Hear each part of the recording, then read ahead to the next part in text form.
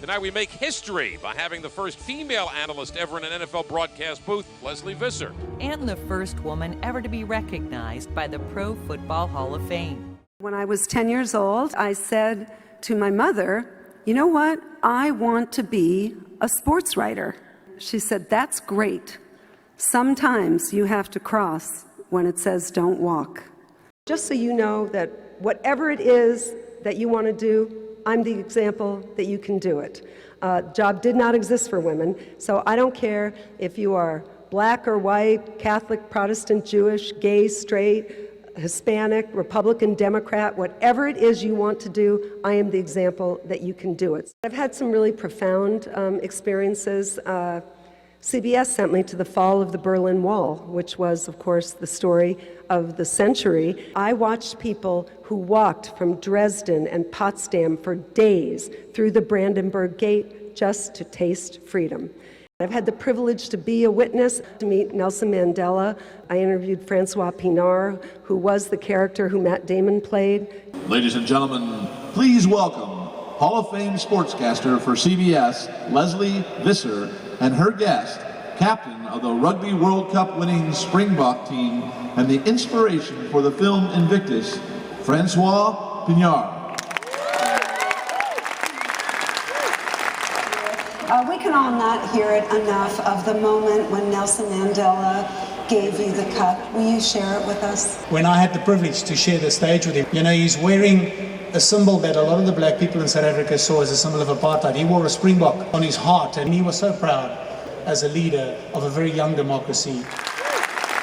It doesn't matter what business you are in. You are going to need 3 elements to make it. You must have knowledge. Knowledge is unassailable. The second is you must have passion. If you don't love it, don't do it. And you also need stamina. When I started, the credentials that I wore said, no women or children in the press box. I also covered skating, and it was great. It was Peggy Fleming and Dick Button. Dick Button has the best one-sentence resume of anyone I've ever met. He was the 5-time world champion, 2-time Olympic champion, Harvard and Harvard Law School. So when I got assigned to skating, he thought I was that thug from football.